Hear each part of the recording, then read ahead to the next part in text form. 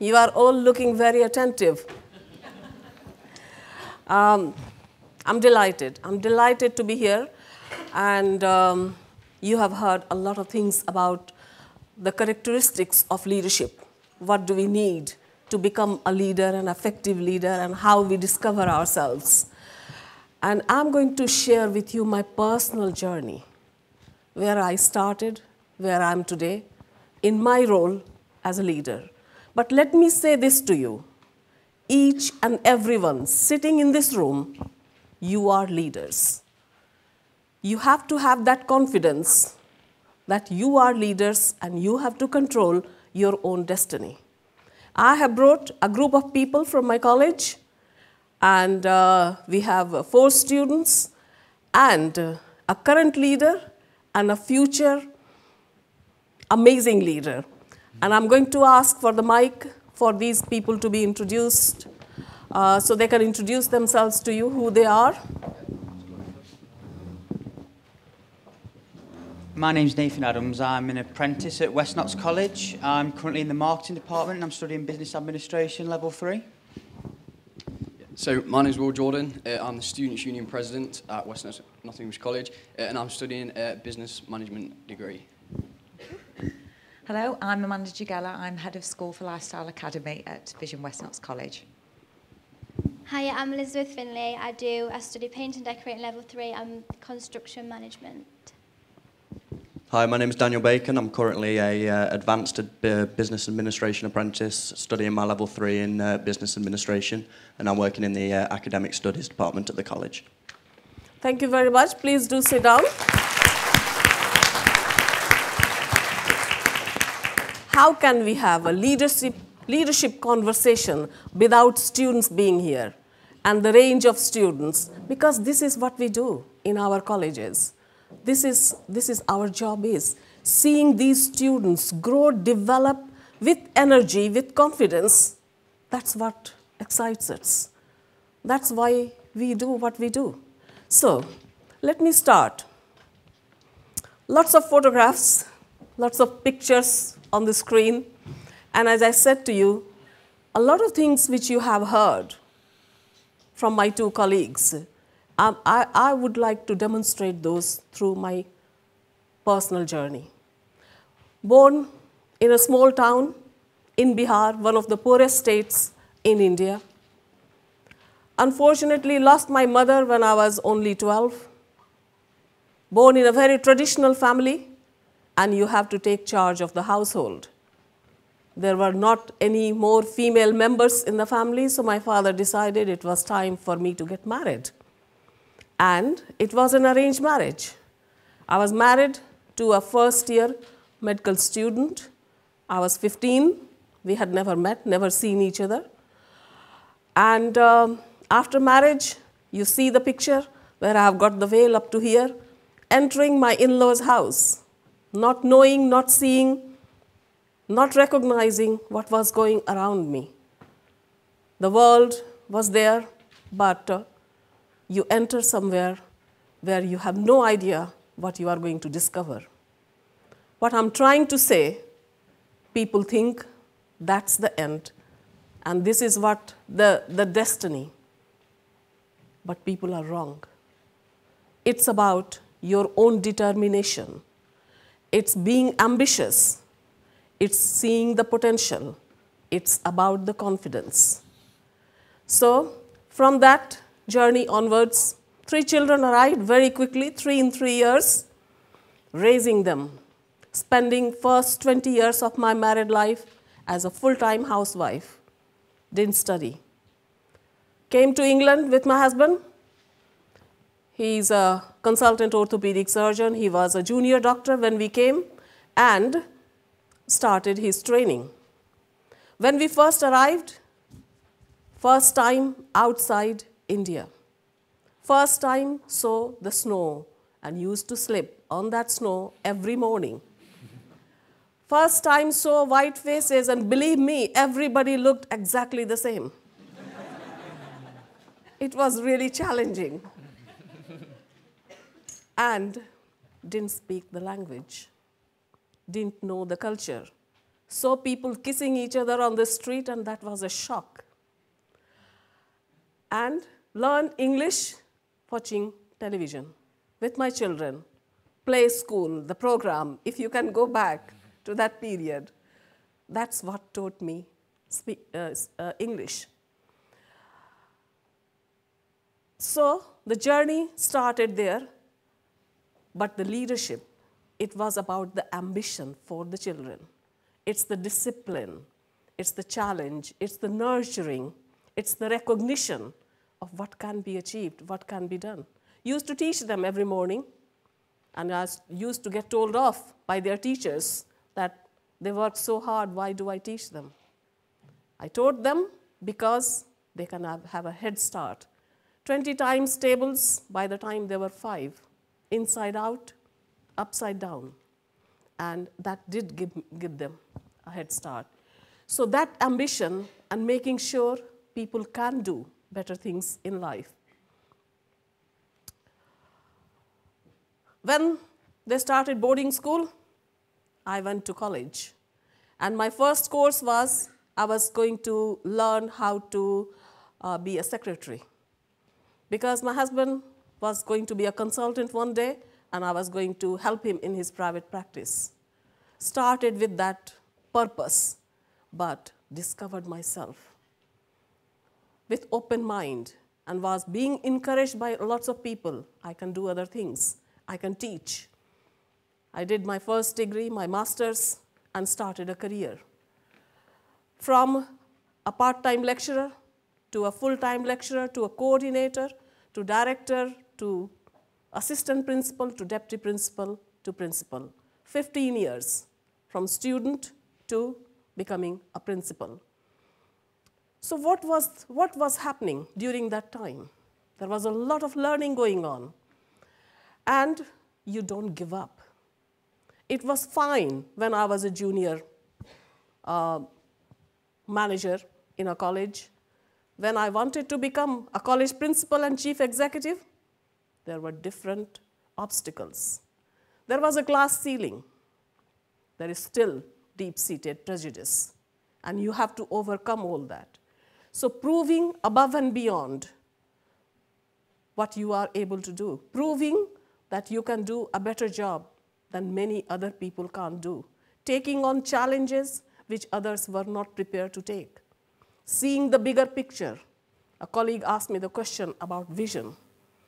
It's about having the clarity of thought where the journey is going to take you and people around you.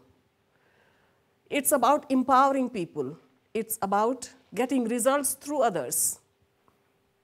There is no way we can do the jobs we do without getting the results through others. Eleanor Roosevelt once said, good leaders, they allow other people to follow them. Great leaders make sure people have the confidence and belief in them. And that has been the theme throughout, whether raising the family, whether leading the college. So from that journey, from a student and a graduate to becoming a college principal, those ingredients were very, very important. It's single-mindedness, it's clear focus, seeing the bigger picture, working with people, empowering people, allowing them to do what needs to be done. I was delighted when I heard about the difference between vision and the details. I go in the restaurant, behind the scenes, I will cook the meal, and I will challenge people how they present their dishes. If the environment is not right, make sure that there is a full attention on that. So from that, networking, understanding and building powerful partnerships. We do quite a lot of engagement activities. I have spent disproportionate amount of my time in engaging with our communities. We are a college, but at the same time, college for the community. We provide the leadership for the community. We work on the basis and ethos of leadership at every level, where everybody has got the ownership of the organization. They are responsible for their decision making, and they are not allowing anything to get in the way. If anybody says, we can't do this because of that, they are not doing their job. Because it's everybody's empowerment and their confidence allow people to make mistakes, but learn from those mistakes and never let anything get in the way. We have grown significantly as a college in the last 8 years, from 28 million turnover to 70 million turnover, from 14,000 students to 30,000 students, from 200 apprentices to 12,000 apprentices. And these things don't happen by mistake. These things don't happen by one person. These things can only be delivered by a lot of people. It's about team. It's about single vision, single mission, single objective. We have a single objective which everybody is very clear about in the organization, and that is achieving excellence and reaching new heights. We are not there yet. There's still a lot to do, and we are learning every day, but it's getting that consistency.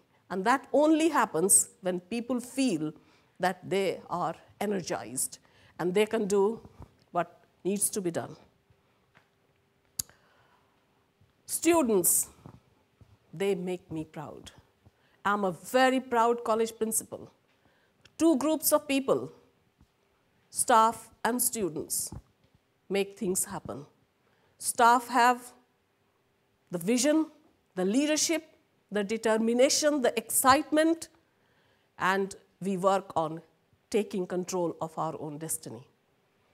We make bold decisions, brave decisions, difficult decisions, but those are made on time. Because if you leave those decisions to be made later on, sometimes it's too late. And everybody is part of that. But there are times when not everybody is part of things. There is a clear direction of travel. But there are times when everybody has to buy in. So it's about trying to get that balance in order to be in that place. Staff recognition, giving them the recognition for the job they do, and praising them for what they do, but equally, every time, accountability, and making sure everybody is delivering on what they are supposed to, but they can only deliver on what they are supposed to if they have the total ownership of what they are responsible for. My final slide is about we are responsible for our sector, for the economy of this country. You heard from David that there are difficult times. I don't agree. You have heard from my other colleagues there are lots of financial challenges and so on. I do not agree. And the reason why I don't agree, because I see things differently. We are in an exciting place. Education and training. We are in such a powerful position to make a difference to our young people, to our adults, to our country. And we are doing that. My college is not unique. There are a lot of colleges and organizations around the country who are making that happen day in, day out. We just need to make sure we continue on that exciting journey. It's about positive energy. If we start to talk about financial problems, that's my job to sort that out. There is a lot of money around. If you look around through the LEP, through European Social Fund, through other initiatives, we just have to be creative. How do we use that to our advantage? How do we use all that to make a difference to our communities and our people? We had a shock, like many other colleges. We lost our 100 million bid for a new building. It was a setback, but we started all over again. We have now invested just over 40 million, only borrowed 17 million. The rest has come from the college. It's about generating different kinds of surpluses. It's about looking at how can we be more innovative in diversifying our income sources. We have an online digital tool for English and maths, diagnostic and development tool. When I started, we were generating 200,000. Now it's 3 million. We make 50%. That gives us the cushion to do things where we can't make money. And it's about getting that balance.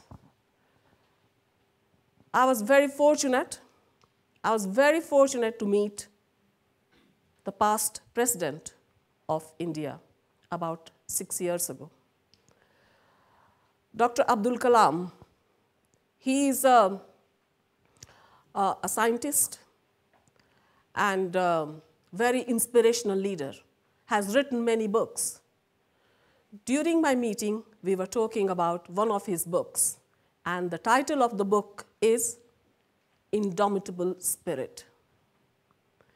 And I was hooked, learning about that book, the messages in that book. During our conversation, the president asked me, Asha, what would you like to be? If you were a page in a book of life, where will you be? Because the messages in his books were, you have to innovate yourself. You have to discover yourself. You can be known for making that challenging journey. And you can make a huge difference to people around you, whether it's your family, whether it's your community, whether it's your country. So where would you be? I thought for a second, and I said, sir, my page in that book is going to be the page of learning, because this is what I have been doing all along, learning, discovery. When you become principal, you have to have very different qualities. I had a shock. The first week when I became principal, sitting in my office, I was shocked. I sat in my room and I thought, oh my God, what is this?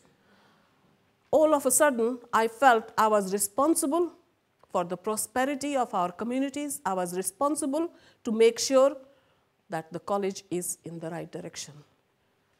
But I couldn't do this on my own. And it's building the team around me with the expertise and knowledge what is required. Coming back to the vision is very important. That vision, the clarity of the vision. But vision can sit on the shelf and collect dust. It's about every day breathing, living, and actually the behaviors in the organizations and resulting in those amazing outcomes. I'm not saying for a minute there are no problems, there are no issues, and there are no difficulties. However, it's an exciting time, an exciting world. Let's make our students' journey that exciting and give them the opportunity and the place what they deserve. Thank you very much.